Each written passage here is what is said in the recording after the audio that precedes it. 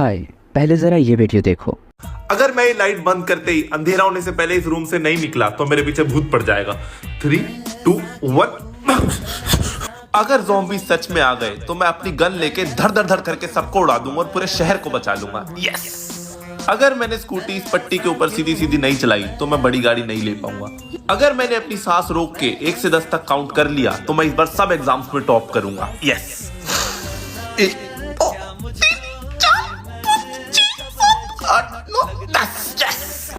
ये video relatable लगी। अगर तुम इतना ओवर थिंक करते हो तो भी ठीक है, लेकिन दिक्कत तब आती है जब ये ओवर थिंकिंग तुम्हारे हाथ से निकल जाए।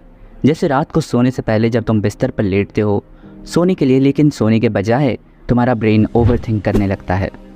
यार एग्जाम आ रहे हैं, पढ़ना शुरू करना पड़ेगा। अगर पार्ट टाइम जॉब कर लूँ तो शायद फैमिली को सपोर्ट कर पाऊंगा। हुआ तो इस महीने का मुझे एग्जाम में लाइव गया, क्या इनकी शादी में बहुत खर्चा होने वाला है। मैं अकेला आखिर सब कैसे हैंडल करूँगा। तुम्हारी नींद ना आने की प्रॉब्लम तुम्हें ओवर थिंकिंग में ढकेल रही है, जिससे तुम्हें insomnia, excessive stress, hyper activity, anxiety भी हो सकती है। और अगर तुमने स्ट्रेस और एंजाइटी के साथ साथ जीना सीख भी लिया तो भी तुम्हारी ज़िंदगी नर्क से कम नहीं होगी। तो ऐसे में क्या करें, इस ओवर थिंकिंग को कैसे रोकें? इसी सवाल का जवाब मैं इस वीडियो में लेकर आया हूँ। बस इस वीडियो को पूरे फोकस के साथ देखना और पूरा देखना, ताकि कोई भी बात तुमसे छूट ना जाए। तो ओवर थिंकिंग ख़त्म करने के लिए हमें ये 2 स्टेप फार्मूला फॉलो करना है। हाँ, भले ही ये फार्मूला छोटा है, लेकिन इसकी ताकत को कम मत समझना।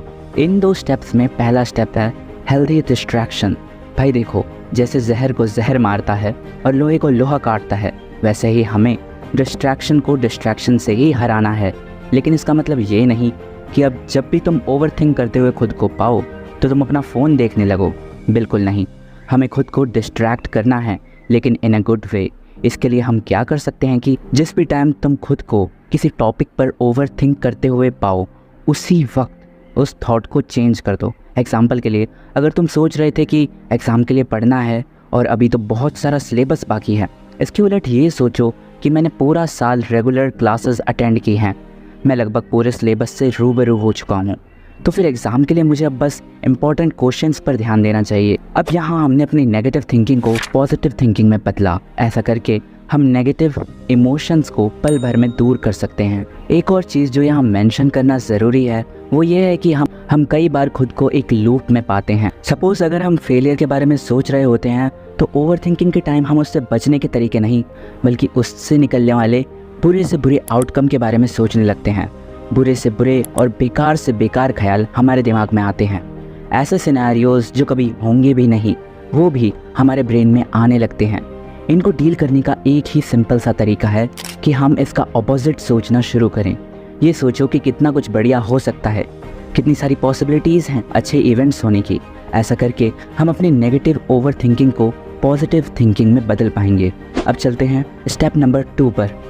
Step number 2, be busy and take action. अपनी नेगेटिव थिंकिंग को पॉजिटिव थॉट्स में बदलने के बाद हमें अब उन्हीं थॉट्स पर एक्शन लेना है। यह हमारी ड्यूटी है कि जितनी भी थॉट्स, आइडियाज़ हमारे ब्रेन ने हमें जनरेट करके दिए हैं, उस पर हम एक्शन लें, उन्हें पेपर पर लिखें और उसे कंप्लीट करने में लग जाएं। यहाँ एक्शन लेने का हमारा मेन मोटिव खुद को बिजी करना है। बिजी होने से हमारी आधी प्रॉब्लम तो अपने आप ही सॉल्व हो जाएगी। अब तुम ही सोचो, जब तुम्हें सोचने का ही टाइम नहीं मिलेगा तो भला ओवर थिंकिंग कैसे करोगे? इसलिए दिन भर में खुद को बिजी रखो। अब यहाँ पर सोचने वाली बात यह है कि दिन भर तो खुद को बिजी रख लिया, लेकिन रात को इंसान क्या करे? जब सोने का टाइम होता है, नींद नहीं आती और फिर दोबारा ओवर थिंकिंग शुरू। तो पहली बात तो ये, जब तुम दिन भर जी तोड़ काम करोगे तो तुम्हारी बॉडी अपने आप ही शट डाउन हो जाएगी। लेकिन मान लेते हैं फॉर सम रीज़न ऐसा नहीं हुआ, तब भी तुम्हें इन्हीं 2 स्टेप्स को फॉलो करना है। पहले अपने नेगेटिव थॉट्स को पॉजिटिव में बदलो और उसके बाद स्टेप नंबर 2, बिज़ी हो जाओ। अब बेड पर लेटे हुए तो बिज़ी नहीं हो सकते ना? गलत। अगर तुम बेड पर लेटे हुए हो तब भी अपने गोल्स को विजुअलाइज करके और एफर्मेशंस करके खुद को बिज़ी रख सकते हो। विजुअलाइज करते करते तुम्हें कब नींद आ जाएगी तुम्हें पता भी नहीं चलेगा और तुम नींद में खो जाओगे। तो फाइनली आ गए हो तुम इस वीडियो के कंक्लूजन, यानी कि इस वीडियो के निचोड़ पर। इस वीडियो में हमने जाना कि ओवर थिंकिंग को रोकने के लिए हमें 2 स्टेप फार्मूला फॉलो करना है, जिसमें से पहला है replace your thoughts with positive once और दूसरा है बिजी होना। और अगर तुम लेटे हुए हो या किसी वजह से बिजी नहीं हो सकते तो ऐसे में विजुअलाइजेशन करके तुम ओवर थिंकिंग को मात दे सकते हो।